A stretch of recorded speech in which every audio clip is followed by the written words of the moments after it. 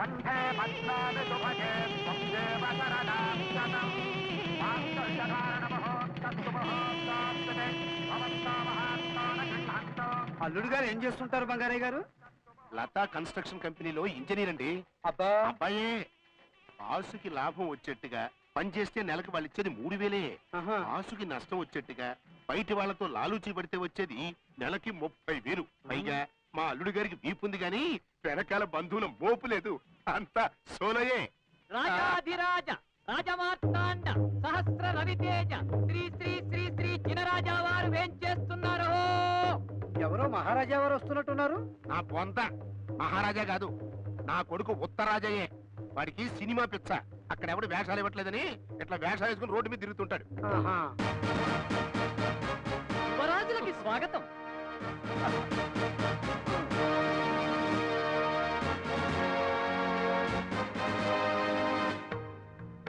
జనక, నేను మేకప్ అయ్యేసరికి కొంచెం ఆలస్యమైంది.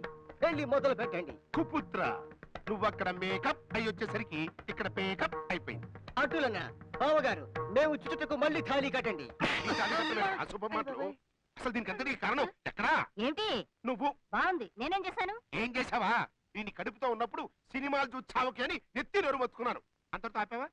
కరెక్ట్ గా డెలివరీ టైంలో సినిమాకి వెళ్ళావు. అక్కడ వీడిని కన్నావు. అప్పటి నుంచి వీడు అమ్మ అమ్మ అంట మానేసి సినిమా సినిమా అంట మొదలు.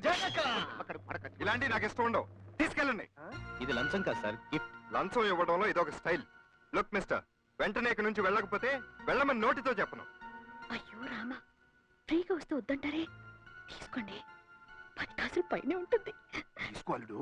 10 కాసులు అంటే మాట్లా 30,000 పైన ఉంటుంది. పైగా గిఫ్ట్ గిఫ్ట్ అంటున్నాడు కదా. ఆ గిఫ్ట్ తీసుకుంటే నేను కల్తీ అయిపోతాను. రేపు సిమెంట్ లో కల్తీ కలుపుతాడు. ఇంకా ఇక్కడ నిలబడ్డావా? Out, get out. ఇది ఎక్కడ కూడా అల్లుడు బంగారం వద్దంటాడేమిటి? అల్లుడు గారు మేలిం బంగారం. అయితే కరిగించి ఉంగరాలు చేయించుకో. మీరు నోరు మోస్తారా? ముందా కత్తి దించరా సురక.